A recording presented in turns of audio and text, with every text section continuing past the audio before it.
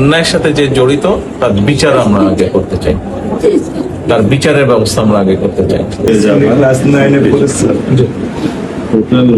ওগুলা আপনি চিন্তা করবেন না, ওগুলা ইনশাল্লাহ পারছে। আসলে যেহেতু বলেছেন, আপনি আপনার কষ্টের কথা বলেছেন, সেই ব্যাপারে আমরা যেটা আমাদের পক্ষে সম্ভব আপনি কিছু বলবেন?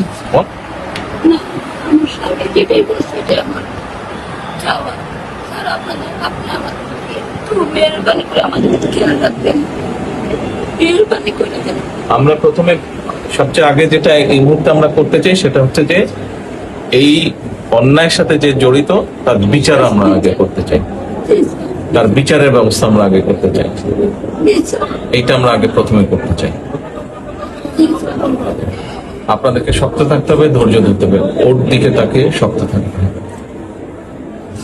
এক সন্তান আল্লাহ নিয়ে গেছে, আরেক সন্তান আপনার কাছে আছে, ওর কথা মনে করে আপনাদের শক্ত থাকতে হবে, ওর দিকে তাকে। ঠিক আছে?